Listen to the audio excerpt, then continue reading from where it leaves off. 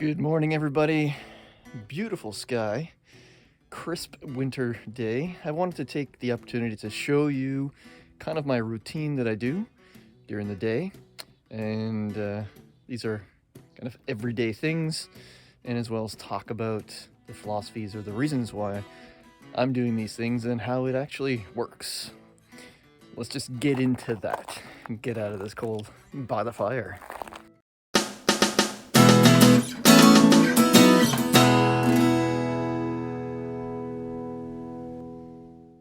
All right, so I think the best way to go through kind of a regular day here in the tiny house is just to go from right when I get up in the morning until when I go to bed.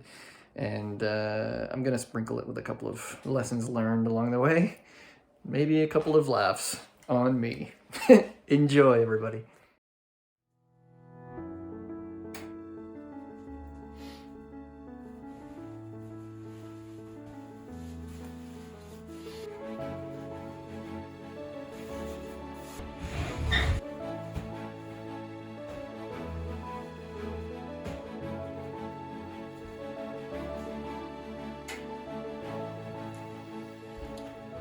Good morning, everybody.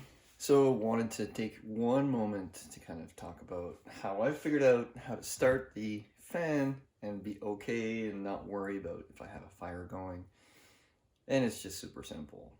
I'm gonna open the window that's right next to it.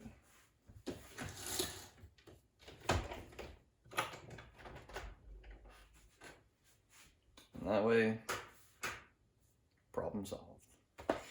I need a coffee.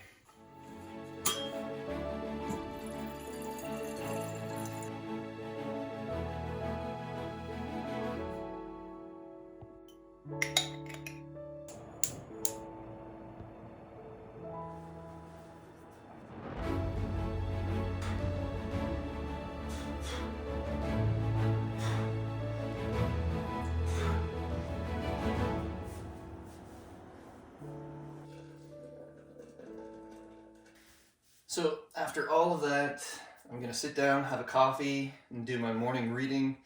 It's a little chilly, as you saw on the indicator. It's about 15 degrees inside. So I'm gonna start a fire. The beginning of every morning, I take the opportunity to clean all of this from the previous day. Something like that. And then I just have this small tin.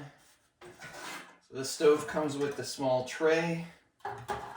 I just find it better to be able to dump this in here, and I can dump that when it's full later by the river, as opposed to me dumping this outside right now.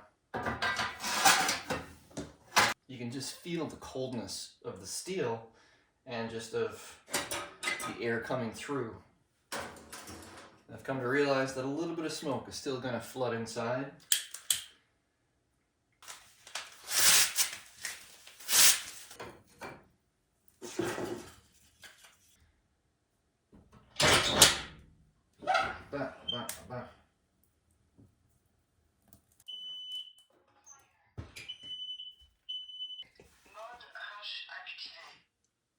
Still a work in progress.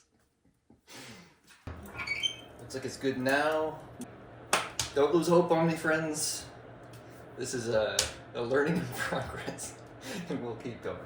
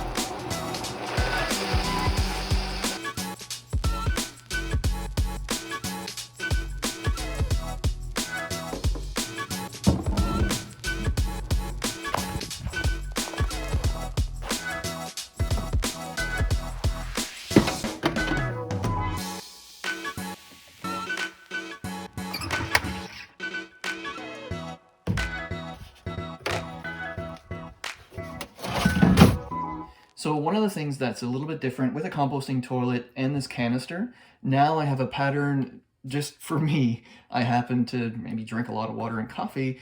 Wednesdays and Saturdays is when I have to empty it. And one thing that I highly recommend is buying a second canister so that as soon as you know that it's full, you go and grab this. I happen to keep mine in a small woodshed by the door.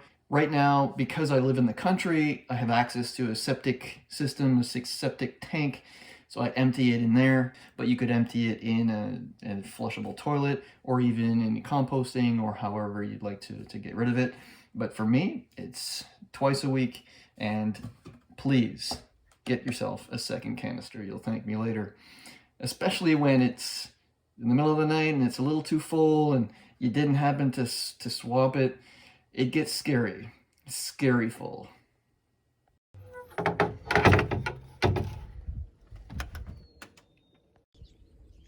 Just listen to the birds here.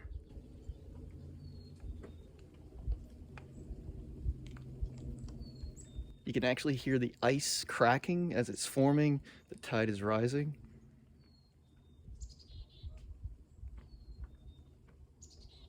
Magical.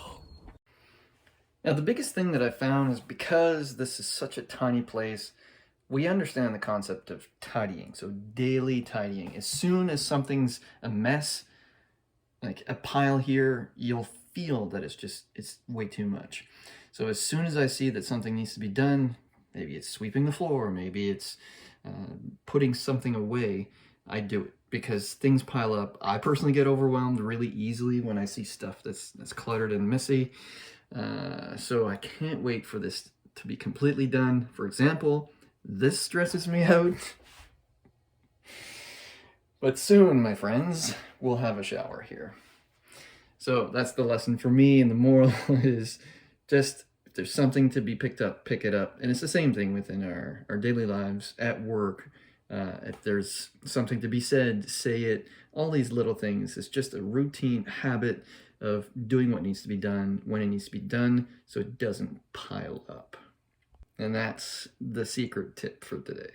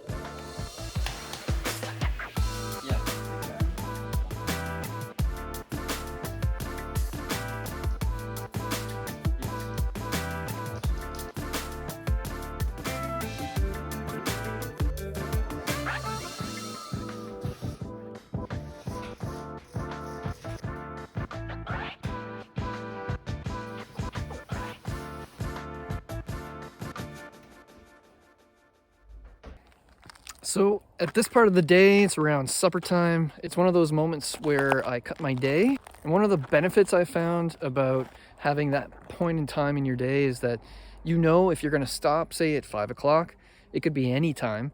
You're going to make sure that you finish your projects or whatever you need to do by that time. I found that if I don't have kind of that bookend time, then it kind of puts me in this false perception of I can finish this anytime or I can keep going and it never ends. So placing those boundaries gives you a mindset of finishing them. It's just like when you're writing a book, or so I've been told, that you just have to put a deadline, and that once you hit that deadline, well, you know you're going to ship, you're going to do something, so you have to finish it off so that you can move on to the next step. I'm going to head in, have some supper, and we'll keep this going after.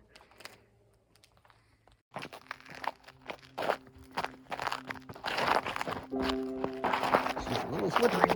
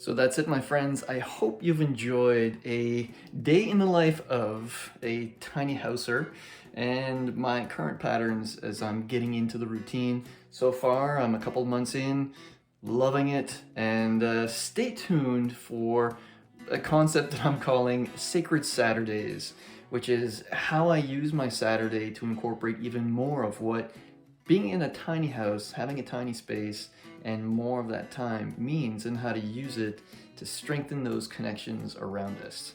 So stay tuned for Sacred Saturdays. With that, my friends, enjoy the rest of your day, whatever it is that you're doing, and I hope that you get to enjoy some of this amazing nature we have around us. If you're in the city, get out, take care of each other, and God bless.